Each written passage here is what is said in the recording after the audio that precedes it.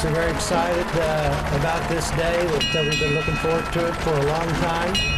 And so just very briefly, just again wanted to welcome you to Fire Station 6, or referred to as the Bricktown Fire Station project that we've had ongoing now for some time.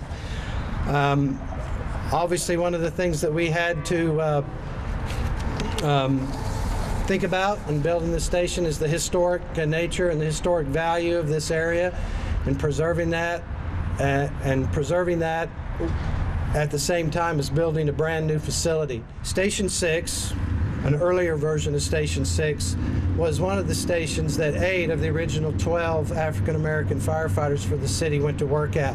So this station has a historic significance in that way. You'll see their pictures up there as you go into the entry portion here.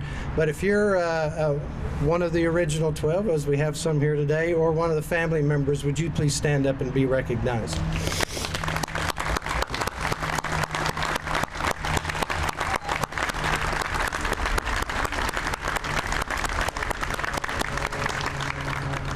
But this current station, again, we tried to capture the look and feel and the history of the Bricktown area while incorporating many, many modern features through the architecture and the construction of it. Chief spoke about the historical legacy of the location of this facility, and I was here for the groundbreaking, and you know, it's an honor to be a part of the groundbreaking when they're talking about the shoveling of the dirt and what the future of this may be, and then to be here to actually witness the building and its finished product. And as you stated, this is a fantastic ingredient to Northeast Oklahoma City, a fantastic ingredient to downtown Oklahoma City, and will truly serve the needs of our citizens in Oklahoma City to the highest degree.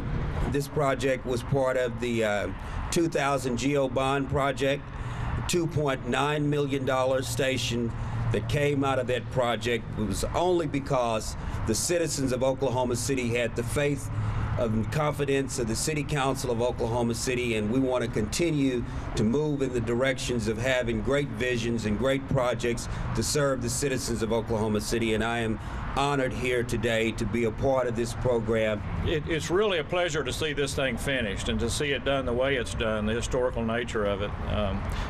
As Keith said, this all started some time ago. I actually got started by, when I was a chief, I was informed that the old Station 6 was in the long-range plans for the OU Health Science Center. It was a natural fit to move Station 6 down here. I've got to tell you, the location changed many times. I think at one time or another it has been located on almost every corner in this section of town down here. And it seems like every time we'd come up with a location, then there'd be pop up something that you couldn't put it there, whether it be environmental or they didn't want to sell the land or whatever it may be. So it's really a pleasure to see this thing open up.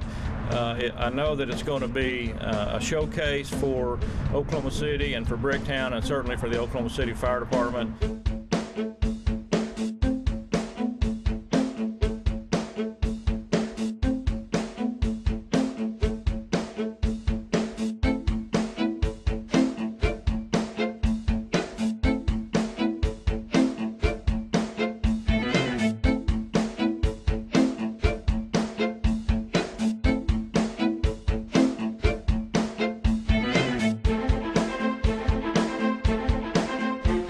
Boys and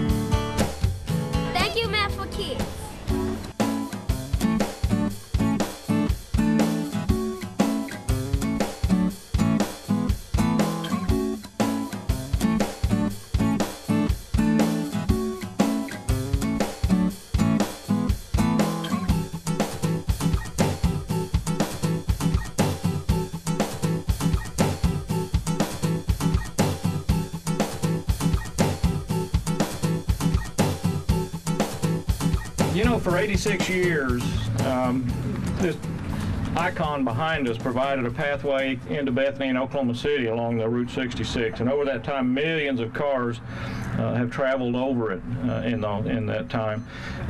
John Steinbeck alluded to this bridge in The Grapes of Wrath.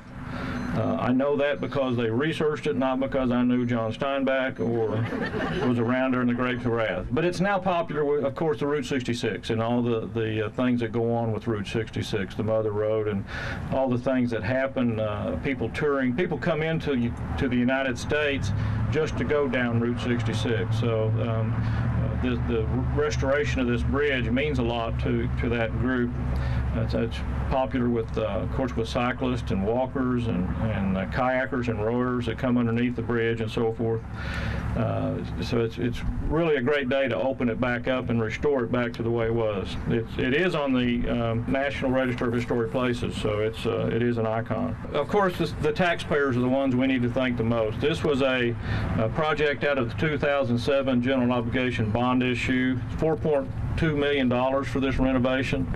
They voted that in, and we were lucky enough that they did, and we got it restored, and it will serve us as an icon, I'm sure, for the next many years to come. So the citizens themselves are the ones we really need to thank for this. We are pleased that this project was, that we were able to do this project with bond funds approved by the voters of the City of Oklahoma City. The construction on the original bridge began in 1924, and it was open to traffic on August the 2nd, 1925. A few things about this bridge. You don't see bridges like this anymore. I guess that's why they're historic. It's got 6 spans. It's got 2 different kinds of trusses on it. The 2 on the ends are called Warren pony trusses.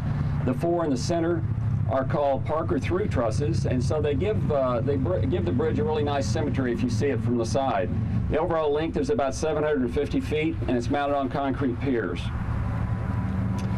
In order to keep the bridge in its historic state, the engineer and the contractor had the members that needed to be replaced were removed, and they were replaced with what's called weathering steel, so it would look very much like the original bridge, and they blend in very well. And actually, they rust very quickly, and it actually helps protect the steel. The most difficult part of the project was the fabrication and getting it scheduled. Each section had to be removed, measured, very exactly the same piece fabricated, and then put back in place. This bridge, in several ways, is both a turning point and a symbol. In terms of turning points, this represents the new age of the automobile. In as late as 1914, there were only 15,000 cars and trucks in the state of Oklahoma. By 1918, that was up to 120,000 vehicles, and by 1926, the year this was being used for the first time, there were more than 500,000 cars in Oklahoma. This represents that quick change in transportation in Oklahoma and the nation. It's important to us as a symbol of what Route 66 means, not only to us Oklahomans, but to Americans and those from overseas. At our little Route 66 museum in Clinton, the #1 group of visitors, more than any other, even more Oklahomans, are the Germans. Next are the British and the Dutch.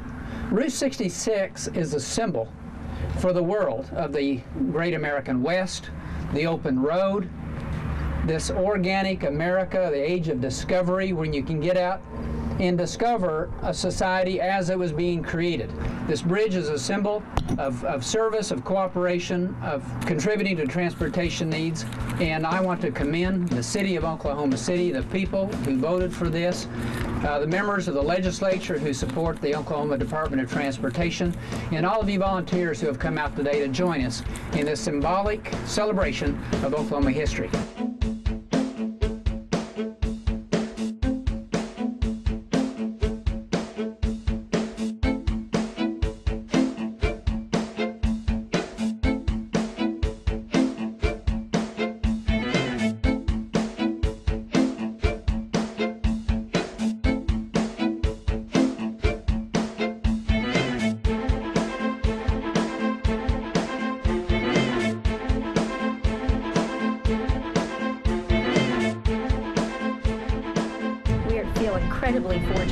partnered with PetSmart's charities and to be one of 2 communities in the nation. And I think that speaks incredibly highly for Oklahoma City.